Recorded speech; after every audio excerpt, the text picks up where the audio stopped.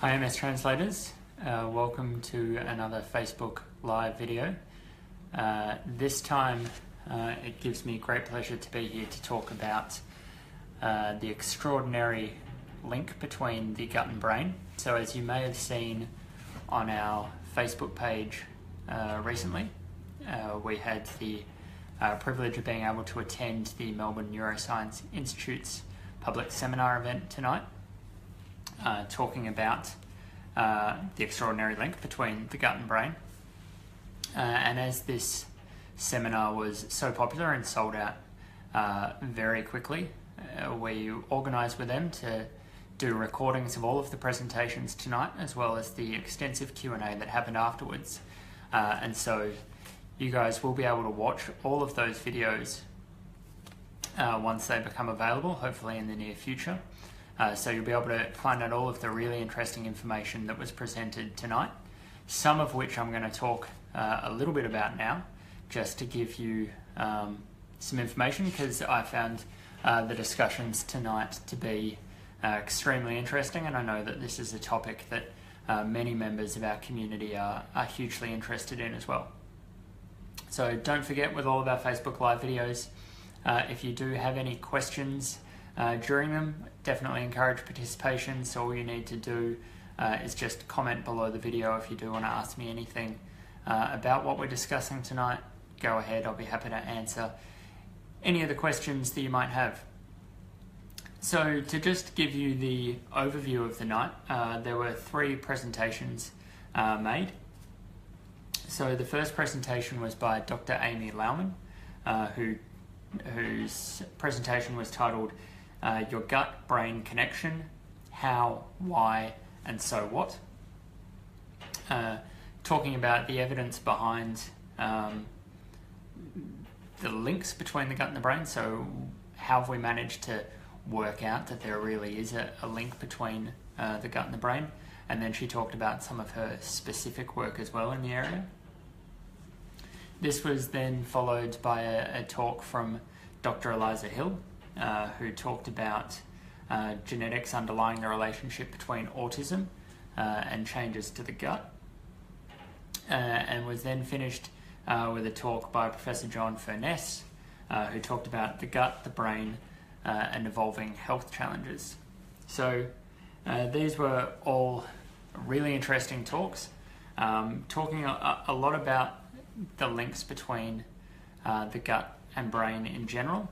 And obviously there is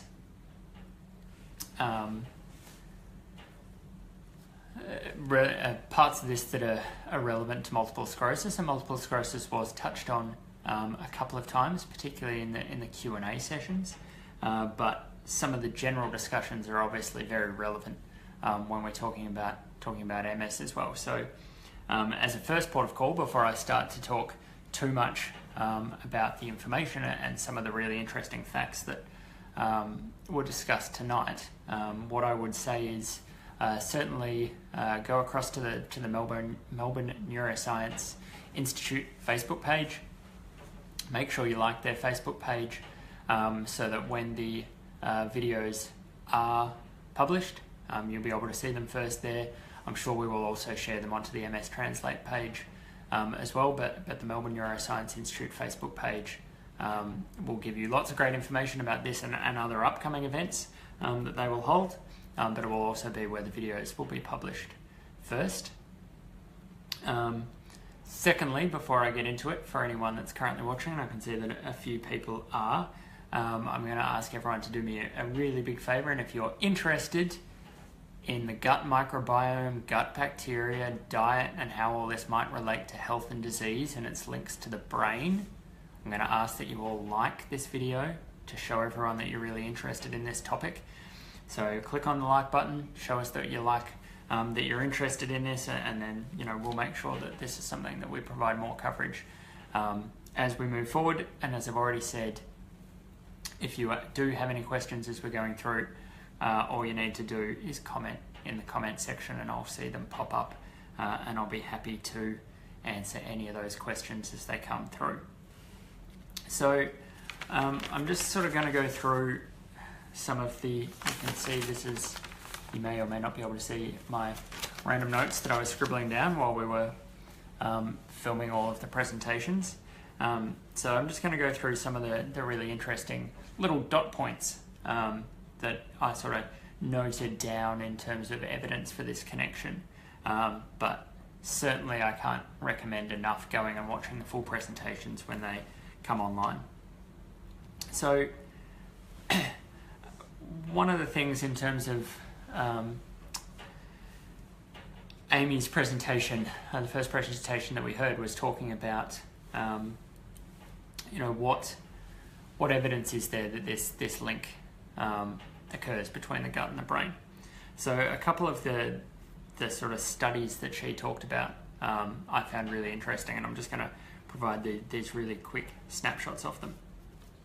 So one of the things that she talked about was fecal microbial transfers, and so this FMT therapy is something that has been discussed a little bit before in MS, and certainly I've had discussions with some people privately about it, and it is something that we've talked a little bit about on MStranslate as well. But she was talking about a study that had been done in mice, where a lot of these early studies have been done. And so essentially what happened in this study was that they took mice that had anxiety, essentially, and then mice that didn't have anxiety and had been kept in a sterile environment, so what they call germ-free mice. What they found was that if they took the poo, the feces, from the anxious mice, transplanted them into the germ-free mice or the normal mice, those mice became anxious, so they developed anxiety. So, this provides some really interesting evidence showing that, in these mice, the anxiety was able to be transferred through something to do with the microbiome or the gut bacteria or different things that were happening in the gut system. So even though we think of anxiety as a sort of condition that obviously affects the brain and other issues like that, here was one of these pieces of research showing that the gut is actually highly linked to what's going on there. Along a similar line, they did another study that was a longitudinal study where they looked at people who had anxiety and followed them over a long period of time. And at the completion of the study, which I believe was about 12 years later, again, all of this information will be in the full videos, so these are just my quick notes. Followed these people. 12 years later, they found that the people with anxiety had a much higher risk of developing irritable bowel syndrome. So again, we're talking about anxiety. It's not necessarily something that's connected necessarily with the gut, but we can see that through this neurological disorder, it's clearly having impacts on gut health as well. So that was another interesting piece of information, and similarly they saw the reverse as well, that people with IBS over a long period of time were at a high risk of getting anxiety as well. The last piece of information that she talked about was something called the SMILES trial, where they looked at people with depression, and they found that using a Mediterranean style diet could impact and improve depression in the people in this study that were treated using that diet. So again, this is showing that a way of changing a diet, and we know that obviously diet is closely related to gut health and the microbiome and the bacterial makeup of the gut, could affect, again, something that's sort of classically thought of as a neurological problem. So there were three pieces of information that, or three sort of research studies that she mentioned that showed that this connection exists. So, I found that quite interesting, and so, that's something. If you've heard of other instances that sort of prove the connection, feel free to comment below with anything that you might have seen or heard, or questions about different studies that you've sort of touched upon, or personal experiences. I know that a lot of people in our community do use different dietary mechanisms are ways of managing their MS. So, feel free again to comment below if this is something that you've experienced in your life. So one of the, I guess, interesting, another interesting study that was mentioned was looking at diets that were low fiber and diets that were high fiber. And so they took two groups of mice and gave them these different diets, and what they found was that it definitely alters the amounts of different sorts of things that make up the gut microbiome. And it was found that in a high fiber diet, the mice that had the high fiber diet had much more diversity in their gut microbiome, so a lot more different sorts of species sort of inhabiting their gut. What was found was that across the first few generations, if you took mice that had been on the low fiber diet and had lower diversity in their microbiome, and then switched them over to a high fiber diet, you could bring back that diversity. So they would look like high fiber mice again. Interestingly, after about 3 generations onwards, so this is the great grandchildren, I think I've got that right, great grandchildren of the initial mice in the study, those low fiber diet mice who had the reduced diversity, even at that point, if you switched them over to a high fiber diet, their diversity couldn't be brought back. So this sort of showed that there's a certain point across generations where we can't necessarily change that gut microbiome too much. So that's a really interesting study, and how that relates to health and disease, I think is something that warrants further investigation. It will be interesting to see what comes out in that space over the next little while. And I think one of the probably biggest topics of conversation throughout the evening by all of the people that presented was the fact that it's nice now to see that human health and human disease is being looked at as an entire system. So I do have a quote written down here somewhere that I'll find amidst all of my scribbles. Give me 2 seconds. Yeah, that we need to look at the body as a system, and so this encouragement of interdisciplinary work across this space is really important to be able to really understand what's going on in disease. More so, and I know this will be pleasing to a number of members of our community, is that all 3 of the presenters talked about or stressed the importance of lifestyle in health and disease, so that this is something that I know a number of people in our community talked about lifestyle modifications as being something important in the way that they go about managing their multiple sclerosis.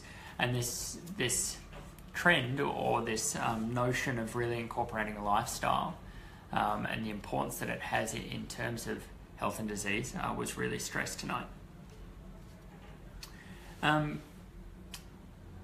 Sorry, I'm just going to lean in a little bit from the way I've set up the tripod and just read Kylie's comment. Thank you for commenting, Kylie. I follow OMS diet, yet take some things from Terry Wiles, such as diversity. She advocates consuming 200 different foods, or give it your best shot anyway, over a year to get the microbiome in balance. Okay, so that's really interesting. So is there much in terms of what you've heard about that? Do they talk much about what parts of the diets are doing what for the gut microbiome? I mean, it would be interesting to hear more about how that's discussed, or if it's just sort of an overall, this is a good way or a good diet to follow in terms of increasing your gut health? And I guess furthermore, have you seen benefits to that? If you don't mind, obviously sharing, that's something that we'd love to hear from people as well, as to, what sort of benefits have you seen from this? Because what we are seeing, and what was touched upon tonight, is that improving gut health can have benefits in a variety of different diseases. So I think one of the other things that was really highlighted on tonight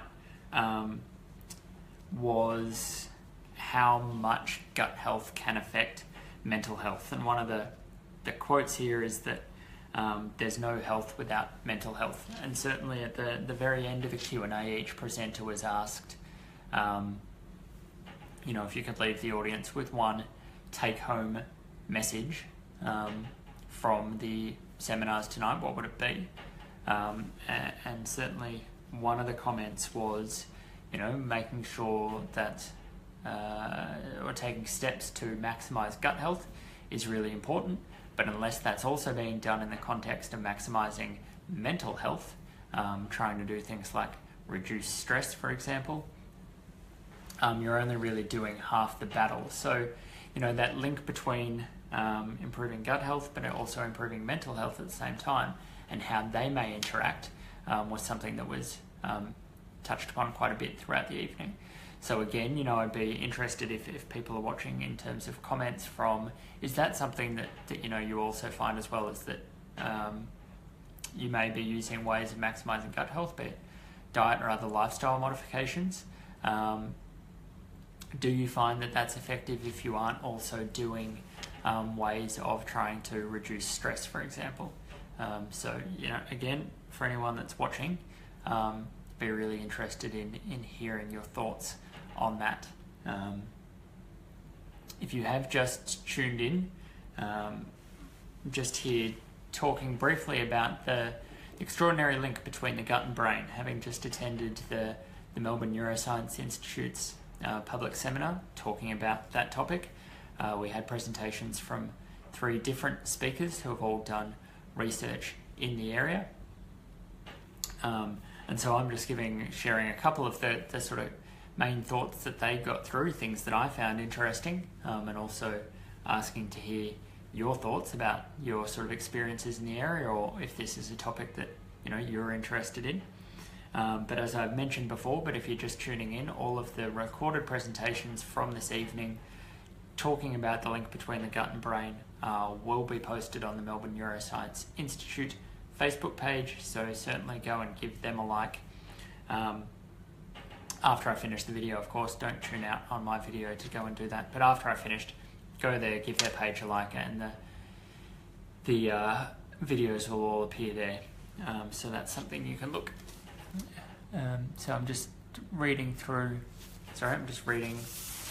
Kylie's next comment, so read through this. So she advocates organ meats and fats, which is very different from the OMS program.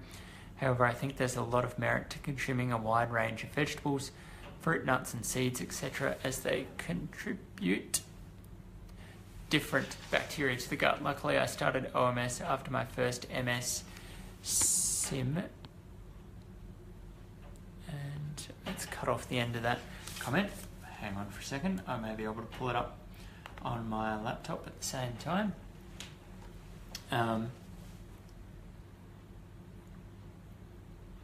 As I look through this. And so, one of the things, again, that's interesting and was touched upon briefly, okay, I've got the MS symptom remained really well. One of the first things I really noticed was no more headaches, which used to plague me several times a week. Okay, then that's really interesting that you found that dietary modifications or lifestyle modifications and using diet as a way of sort of changing gut health could improve neurological symptoms. And as we're talking about, that's kind of the whole thing that we're talking about here tonight, is the link between the gut and the brain, and how they could be connected, and the sort of evidence for that, and how we can be using gut health as a way of modulating other diseases. So for people, I've just seen that we've just got a few more people have just tuned in to start watching. Welcome to the video. Hopefully you've just all finished a healthy, nutritious dinner, seeing as we're talking about gut health. Feel free to let me know what you've had for dinner if you're interested in sharing that with everyone. But for those of you who have just tuned in, I'm just talking about the extraordinary link between the gut and the brain, having just attended the Melbourne Neuroscience Institute public seminar on the topic. I'm just giving some overview of some of the things I've heard, but also looking for as much community participation as possible. So if you want to talk about this topic at all, if you have any questions on the evening, or things that I might have heard, or on the topic in general, or things that you might want to see done in the future, comment below. Make sure that I try and get to as many of them as possible. I'm going to try and make sure that I don't talk for too long tonight. So do chuck your questions in if you do have them. And as I said before, if this is a topic that you're interested in, if you do like the idea of dietary lifestyle modifications as management for health and disease, if you're interested in the connection between the gut and the brain, show that by liking the video, so that people can get the message that this is something that we should be doing more research into. And I think that was one of the big things that did come out of the event tonight, is that there is a growing push for this to be something where there's more research going into. So just looking back through the notes, obviously one of the talks was on autism, and looking at how research into how the gut and brain connection may happen in autism. And one thing that was really interesting was that they took two different types of mice, two groups of mice, and the only difference between the two of them was a single mutation in a gene that is known to be linked to autism. Other than that, they were essentially identical twins. So identical twins, for all intents and purposes, across all of their genetics, other than this one little mutation in this one gene. And what they found from that is that if you took these different mice, different groups of mice, one little difference between them, they actually have different microbiomes. So there's one little mutation in one gene that is implicated in autism can change the gut microbiome. So again, this is kind of cool evidence that while we're talking about something that we always think as being neurological, at some level something's happening that's affecting the gut. And so, you know, evidence from this and different things that we're seeing in it across a wide range of different disorders is something that we should be paying attention to. It will be really interesting to see how studies like that can relate to multiple sclerosis. And you know, there are ongoing studies about the microbiome in MS, and we've talked about some of them before, and you know, we will talk about more as they come out, because I think this is a really interesting area of research. Another really interesting piece of research that I wasn't aware of before, and one of the cool things about going to these sorts of seminars is we can often get very pigeonholed, we're very blinkered in terms of just looking at MS. So it's always nice to hear about different studies across different areas of neurological health, and obviously we do talk about them a little bit on MStranslate, but there's so much going on that we can't stay on top of all of it. So one of the studies that was done, they talked about taking mice and having mice that essentially had a mouse version of Parkinson's disease. So essentially they were expressing large amounts of this problem protein that we know is involved in Parkinson's disease, so alpha-synuclein. And what they did was that they took fecal matter from patients with Parkinson's disease, so people with Parkinson's disease, and they took this and they transplanted them into these mice. So this FMT therapy that we were talking about previously, they've done this, but taken it from humans with Parkinson's disease and transplanted that into mice that had a version of Parkinson's disease. And what they found was that after doing that, the symptoms in the mice worsened. So again, this is kind of giving us some sort of evidence that something in the gut microbiome, right, that's being excreted out of the body, something in there can affect the symptoms of Parkinson's disease. Again, something that we classically think of as being neurological in the brain. So, you know, again, this was stuff that when you hear it, you just kind of get a little bit mind blown as to, you know, how strong this connection can be and how the two really are intricately linked. So just having a look at Alexa's question, any chance of getting access to the presentations? Yes, I can tell you, pleasingly tell you, that all of the presentations were filmed tonight. We were involved in helping to make sure that everyone who couldn't attend could still watch these presentations. So all of the presentations tonight were filmed. We will be, over the next few days, putting together the videos of these presentations so that you get a nice mix of being able to see the person talk, as well as all of the presentation slides that were presented, so that you can get both of those in high quality. And they will go up on the Melbourne Neuroscience Institute Facebook page shortly. We will probably also, not long thereafter, share them to the MStranslate Facebook page as well, so that everyone can see them. So all three of the presentations that were presented tonight, all of the videos from those will be available, as well as the extensive Q&A that happened at the end of the evening. That was about a 45-minute Q&A, taking community questions, both from members of the audience as well as on Twitter. So all of that will be available, so you can watch all of these presentations. Trust me when I say that the people giving them did a much better job of explaining them than I'm doing now. So this was just a kind of spur of the moment, let's get on Facebook Live, tell you guys about it, because I'm excited about hearing about the research. I know you guys are excited about hearing about this area. It's certainly something that we consistently hear from members of the community as an area that they would like to see more research in, that they would like to see more acceptance of as you know, something that we need to be talking more about in terms of ways that we can manage health and disease.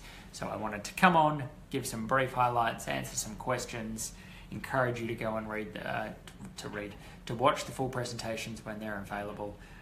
So yes, that was a very long-winded way of saying, Alexis, yes, the presentations will be available and you will be able to watch them in full. Thank you for your question.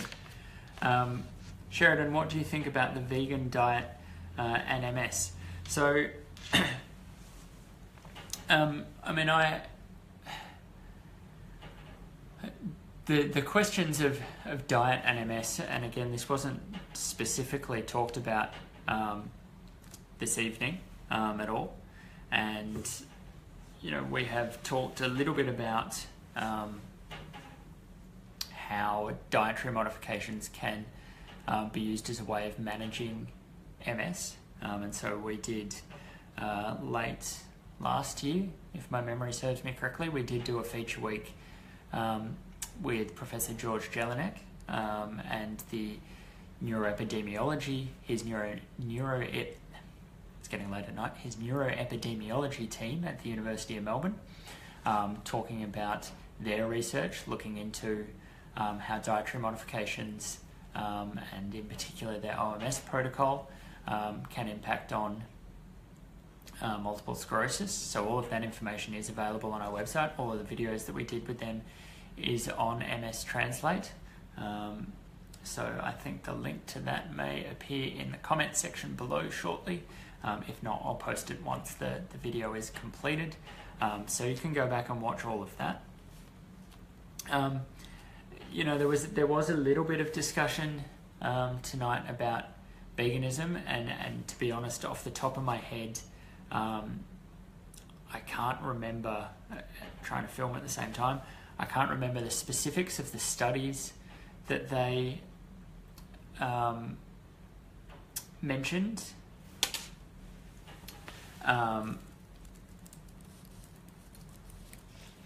So I will leave that to the presentations to look into that. What I would say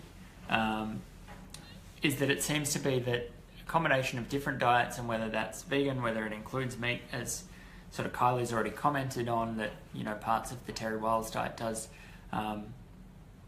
say to include meat. You know, I think there is a personal preference in there, both in terms of what diet you think you can stick to, but also in terms of what diet's going to work. What I think we do know a little bit is that, you know, while it's becoming more and more accepted that dietary and lifestyle modifications are hugely important to manage MS, there probably is a bit of a core sort of group of things that should be followed, but you know, variations of that are going to work differently for different people. So I think in terms of this space, you know, that there is still an individual component to it, just like there is with any of the other treatments that are available. We do know that with, you know, all of the sort of immunomodulatory drugs that are around at the moment, not everyone reacts the same to them. I think in the same way, not everyone's going to react exactly the same to different diets, and so it's about finding the diet that works the right way for you. In terms of specific studies, in terms of vegan diet and MS, to be completely honest, I haven't looked into any in detail recently, but that is something that I can put on my to-do list to see what's out there, and to sort of summarize that data and put it together, and we can look to post that on MStranslate in the near future. So if you sort of stay tuned on that, I've sort of given a rough answer to that question. I don't know if it sort of hugely answered what you were looking for, but yeah, it is something that I can look into in a bit more detail, and I will write an article, write a summary of the data that's known, and we'll post that on MStranslate soon. Thank you, Sheridan, for your question. I'm just reading, just got another question coming through. Okay, so Kathy's just said, hi Brett, sorry I came in late. Could you in 20 words or less explain what the essence of this live presentation is? So anyone that knows me, Kathy, and considering I came and presented to you guys and your local MS group recently, would know that it's almost nigh on impossible for me to be able to do anything in 20 words or less. I like the sound of my own voice far too much for that. But I will give it my best shot. There are a number of new people who I think have come in and started watching anyway, so I will go back to the start and sort of summarize what we can do, what we're talking about. Obviously, these live videos do stay up on MStranslate, so you can go back to the start and watch them.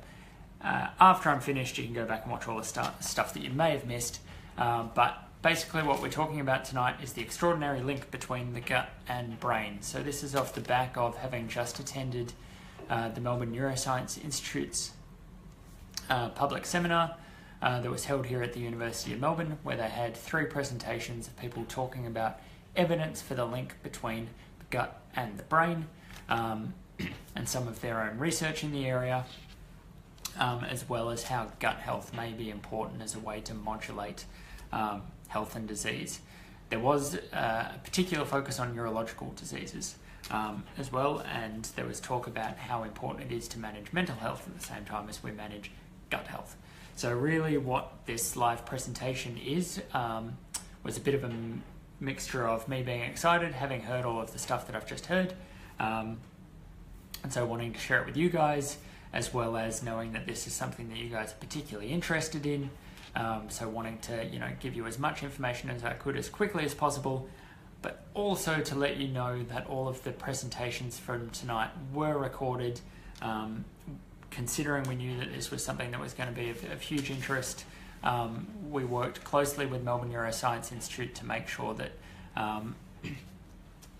people who couldn't attend, either because of distance or mobility reasons, or because they couldn't get a ticket because it sold out really quickly, could still hear about all of this research that's going on in the area. So all of those presentations will be up on the Melbourne Neuroscience Institute Facebook page in the near future. So make sure that you, once this video is finished, go and like their page so that you can see them as soon as they come up, but we will also post them on MStranslate. I am sure that was way more than 20 words. And thank you for the comment on the suit and tie. That's probably actually the main reason that I wanted to get on and do it. You know, it's very rare that I get to wear a suit, so thought I would get on and do a live video while I was dressed appropriately. So I'm just going to look through the notes that I've got here to see if there's anything else that I want to talk about. I guess one of the big things, one of the things that was mentioned, again talking about this connection between the two, was that one of the things that was mentioned, and I made a point of writing down, is that we do know in people with multiple sclerosis, Parkinson's disease, prion disease, in all of these different disorders, again, that we classically determine as I'm going to start to lose my voice, apologies for that, in all of these disorders that we classically call neurological disorders, we do know that there's an increased proportion of people with these diseases that have gut disorders at the same time. So, you know, as a community of people with MS, or knowing people with MS, that may be something that you can relate to, that gut health and problems, in that area are something that people with MS experience. And so, you know, is that more evidence for a link between what's going on in the brain and what's going on in the gut? So that was something interesting that was mentioned as well. So just looking through some more questions that are coming through. Thank you everyone for submitting your questions. Feel free to keep submitting any questions that you have. So Raylene, thank you for your question. Is there any negative impact with dairy for gut health and neurological symptoms? It's a really interesting question. And so I think, you know, people who are watching this video who may be using different sort of lifestyle modifications as a way of managing their MS, feel free to jump in with your thoughts on that, because I know it is something that is talked about a little bit. Again, I think it is something that is discussed, and I know that some people do believe cutting out or reducing milk intake, cutting out dairy, can have a positive impact. Other studies show not so much, and other diets, you know, happy for there to be some dairy involved. Again, that's something that to sort of really answer in depth, I need to go through all of the different studies that are out there at the moment, and I can include that in the summary about the vegan diets in terms of if they're beneficial for MS. So yeah, I'd be really interested to hear from members of our community who are watching at the moment. If you are using dietary modifications as a way of maximizing gut health, as a way of managing MS and your neurological symptoms, what are your thoughts on dairy? Do you include dairy? Do you not include dairy? Has there been a point where you did start to have some dairy involved and then found that when you cut it out, things improved? You know, that's something that I would be really interested in hearing to help answer Raylane's question. But I will look into it more as well, Raylene, and put it as part of the summary. So if you keep following MStranslate, we'll have a summary on that over the next little while, and I'll make sure that that's included in there. Thank you for your question, and stay tuned, keep watching the video. If people do comment below with their sort of thoughts on it and experiences with it, then I'll make sure that I read those out as well so that you can hear them. Alexis has asked, was there anything discussed as to what diet should be followed after a relapse to help recovery? Yeah, no, Alexis. The short answer to that is no. Nothing was discussed about that tonight. So none of the presentations tonight were specifically about multiple sclerosis. They were much more general than that, talking about just the connections between the gut and brain. MS was mentioned on a couple of occasions, but nothing was specifically talking about diets in MS. Again, you may find the link to on our page to George Jelinek's research, the videos that we did with him. It may be included in there. You can watch those and read some of the information that we put about that to see if there's anything in there that might be beneficial in terms of the research that they've done looking at that.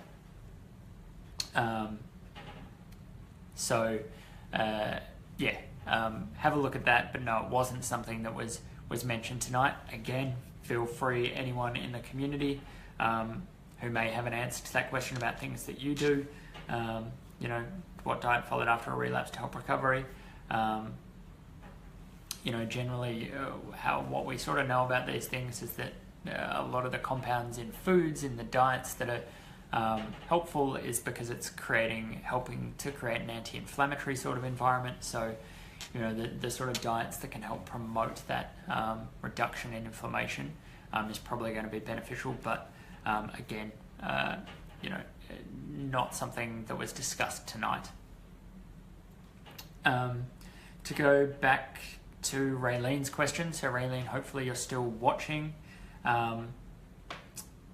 Asking about dairy and its impact on neurological symptoms. So thank you to everyone in our community who's commenting on this. This is exactly the reason why we like doing these videos. It's not just so I can talk. It's you guys that make these videos what they are. So thank you for everyone that's commenting, whether it's asking questions or sharing your own experiences.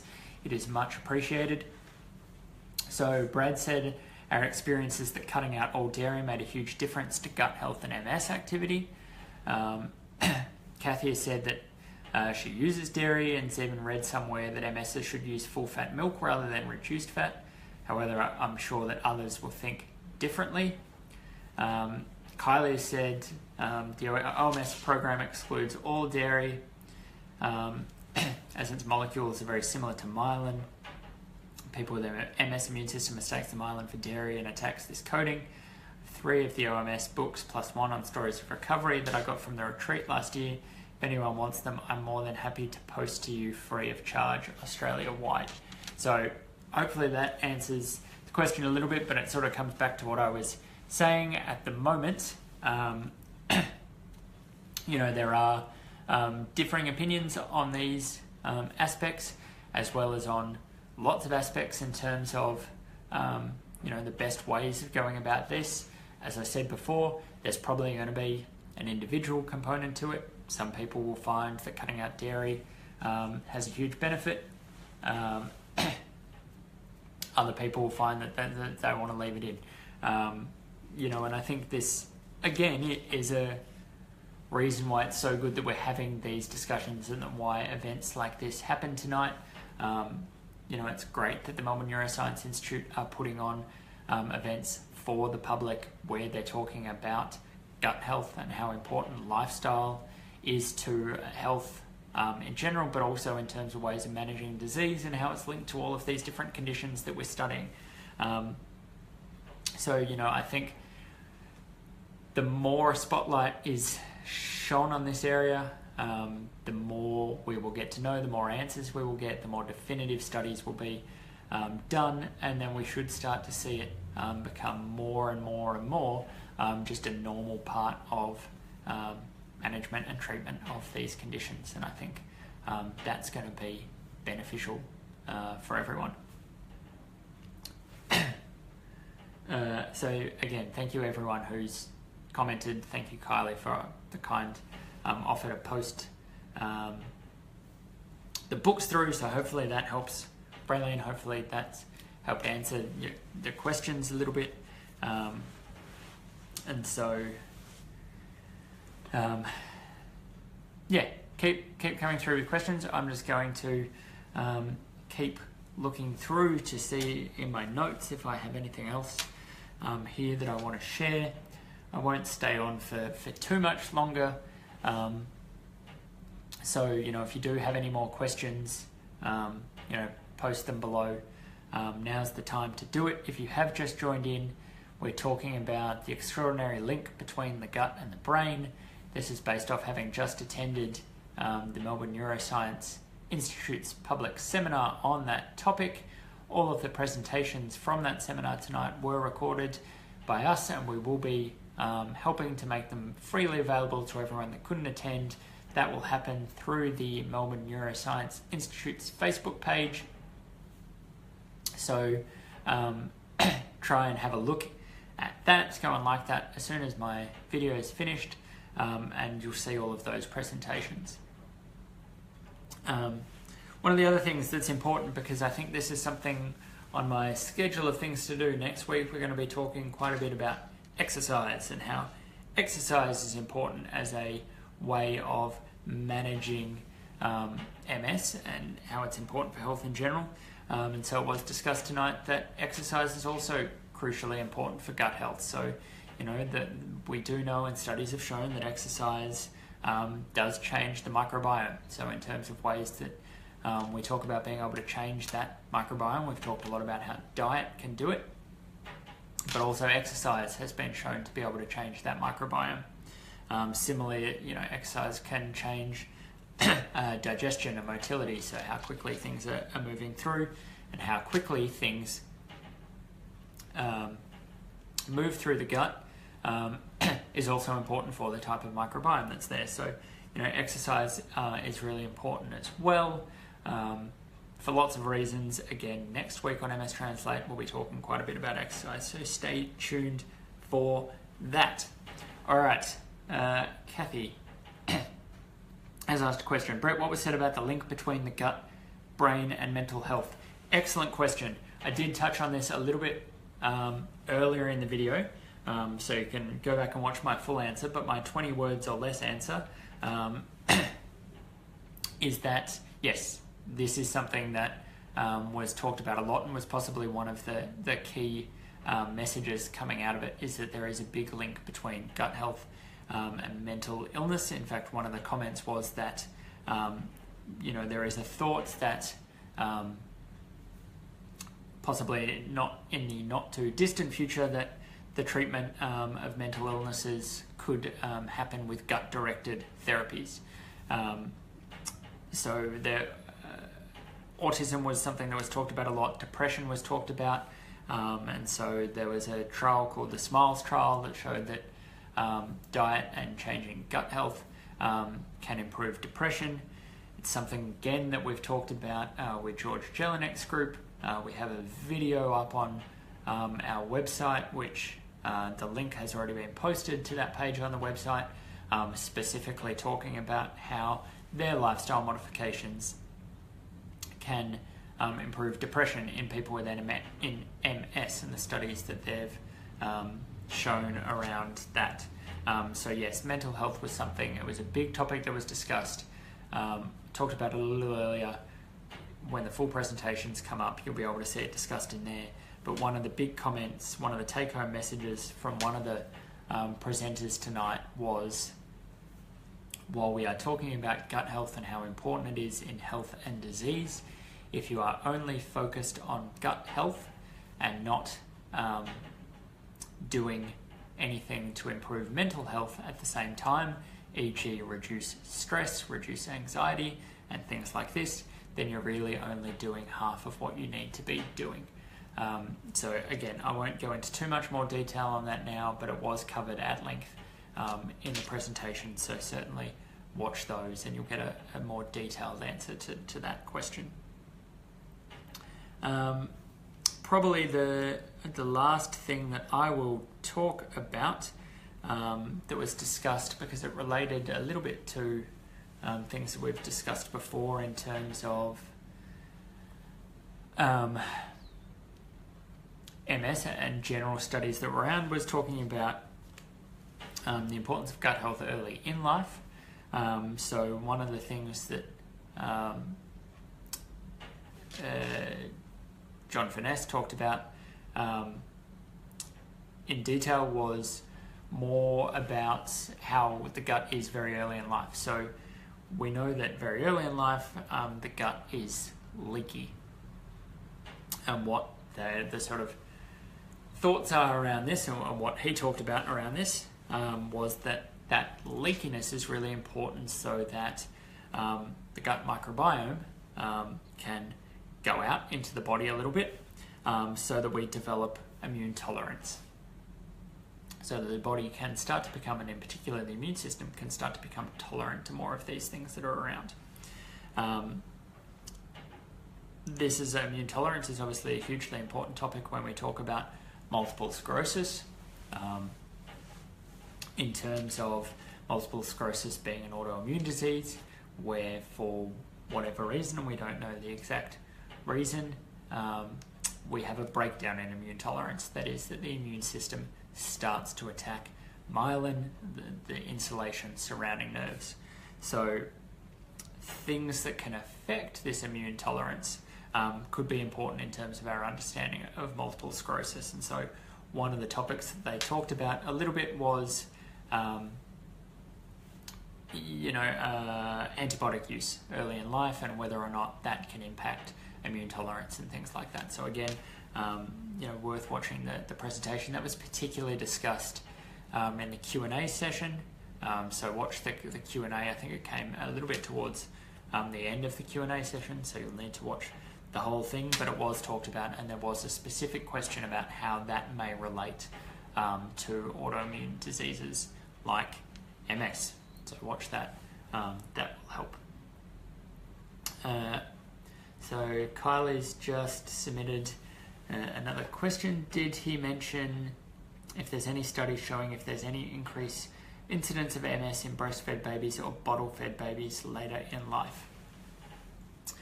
So no, that wasn't something that was talked about tonight, Kylie. That wasn't mentioned at all. It's an excellent question, and there has been studies on breastfeeding and its relationship to MS that have been published recently. That is on my to-do list of research to summarise, to bring to you guys, to make sure, because it is something that I have seen across the internet, so a number of people may have seen it previously, so I want to make sure that before commenting too much on that study, I want to read the full journal article to make sure that I can give you my best analysis of it, both in terms of what they showed, how they showed it, what it may mean in a more general context, so what that data, what it might tell us about MS, and also if any questions sort of remain about that research in terms of whether we can make definitive conclusions from the work that's been done. I haven't yet had a chance to go and look at that journal article yet. It is on my list of things to do. Again, stay tuned to MStranslate for that, but it wasn't something that was discussed hugely tonight. As a question back to you guys, seeing as I feel like my chance to ask a question back. We've talked a bit tonight about research summaries that I'm going to be doing, so things on vegan diet and different things around that topic. We're going to do a research summary of the breastfeeding study that was published recently.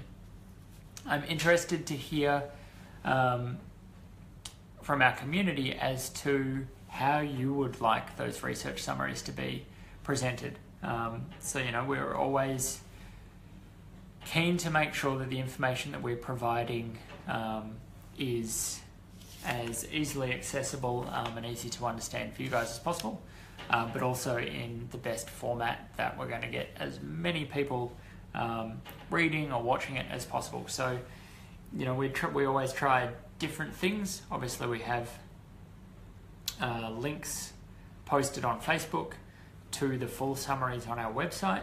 Obviously, those full summaries are allow me to go into a bit more detail in terms of all of the information that we provide. Do you find that useful? Is there too much information there? Do you really just want a couple of dot points telling you what the main findings were?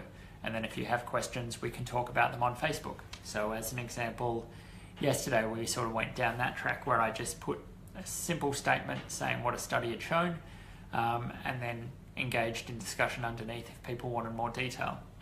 Do you want them to be videos? Do we need to be doing more of these sort of things? You know, is it worth doing a Facebook Live video once a week where I talk about, you know, 2 or 3 different research studies and summarize the results of them, and then we talk about them in this sort of format? You know, it's really interesting for us to know what you guys want. That's the reason we do it. It's so that you guys can get the best information, get access to the information that you want. So, you know, there's no point me putting together a really long summary if that's not what you're interested in, or it's not something, you know, you don't want to have to sit down and read something like that. You prefer to watch a video, or you prefer just to see an image with, you know, sort of some of the big things discussed. Really interested to hear your thoughts on that. So if anyone does have any thoughts on that in general, considering we're going to be doing, you know, this is something that we've talked about doing tonight in terms of things that we've discussed, but obviously ones that we'll be doing in future. If you have a preferred format, please let me know. I think I've gone through most of the big things that I wanted to talk about. There was lots more work discussed in the presentation, so make sure you do watch them. So just got another question. Interested in the work of Dr. Tom Borody and FMT in MS patients. What are your thoughts? Yeah, so FMT was something that was discussed quite a bit tonight. It was mostly talked about in terms of animal studies that have been done. I think the sort of one of the things that I did jot down is that it's an approved treatment now for Clostridium difficile infection, and in that case it's been found to be successful in about 90% of cases is what they showed. Certainly the science behind it has some rationale. Marie, obviously all of the things that we're talking about tonight in terms of gut health and the importance of gut health and how it may be linked to neurological conditions, suggests that, you know, finding ways that we can modulate that gut health are worth researching. I haven't seen enough of the published work yet to be able to comment in terms of whether or not it will be successful or what sort of improvements can be gained from doing it. But, you know, it's along the same lines of using lifestyle modifications to be able to modulate gut health, be they diet, be they exercise. I think, you know, we're certainly getting to a point in MS where we can say that lifestyle modifications to improve gut health, the more and more we learn about the gut microbiome, the more and more we can see that there will be benefits to modulating it. We probably don't know exactly yet how to modulate it or what we're trying to modulate it towards, but there is evidence from different dietary and lifestyle modifications that they can have benefits, and likely at least part of those benefits are coming through improving gut health. So whether FMT also is something that has potential in that area, it does based on animal research in other diseases. So, you know, whether or not that transfers across, you know, we'd love to have Dr. Borody talk to our community about the work that he's doing, come and do a Facebook Live video or something like that. So, you know, it certainly is an interesting area. There is rationale for it as to whether or not it's going to be successful, how successful it will be, whether it will be better than other forms of modulating gut microbiomes. I'd say it's probably too early to tell at the moment, but it's something that, you know, we're interested in talking about more. So, we'll keep you updated as soon as we hear anything, and hopefully we can get people come and talk directly about their work in the area. Hopefully that helps answer that question.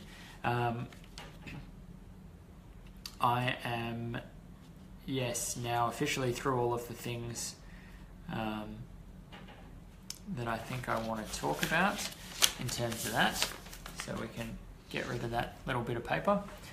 So I'll probably stay for a couple more minutes just to sort of sum up any last questions that anyone wants to submit. Now is your time. So for anyone who's just joined, the whole purpose of this live video has been to talk about the extraordinary link between the gut and the brain. So the MStranslate team were at the Melbourne Neuroscience Institute's public seminar tonight, where they talked about, they had a number of different presentations talking about evidence for the gut and brain connection, talking about research into the area across a whole range of different disorders, all of which will be accessible to everyone. All of the presentations were recorded, so you'll be able to watch the presentations in full. I've just been giving some of my highlights that I found to be really exciting things that were mentioned tonight. We've had some really great interaction with people from the community. Thank you to everyone who's asked questions. Thank you to everyone who's submitted their own personal experiences. That's all been fantastic and really what makes these Facebook Live videos great. If it's just me sitting here talking by myself for a little while, I don't think anyone finds them anywhere near as interesting or as engaging. So thank you for everyone who's participated, because it really is hugely important. And we've seen that tonight with questions people have asked where really my answer hasn't been hugely beneficial. It's fair to say, but then a number of members of our community have managed to share their personal experiences, and that may be far more helpful than things that I can talk about. So really, the whole point of this is that it's all of us coming together to have these sorts of conversations. So thank you again to everyone's contribution. If you are just tuning in now and missed it, this video will be on the MStranslate Facebook page, so you can go back and watch the whole thing at your leisure. Sit down with a cup of tea and enjoy watching through all the different things that we discussed. Once again, all of the presentations will be available. We'll make sure that you see them when they do come around. Thank you again to everyone who's participated tonight. I'm going to sign off. Thank you, Kathy. Thank you, Marie. Thank you, Lynn. Thank you, Kylie, for all of your kind comments. It's our pleasure. We love doing it. As a final point, thank you to the Melbourne Neuroscience Institute for putting on the event tonight, for letting us be involved in it, for seeing the importance of science communication, for talking to the public, and for making sure that everyone's able to access it. We obviously think it's hugely important, so it's great that other people also feel the same way. So with that, I am going to sign off. I hope everyone has a great evening, morning, or afternoon, depending on where in the world you are. And I look forward to talking to you all again soon. Thanks, guys. Have a great night. Bye.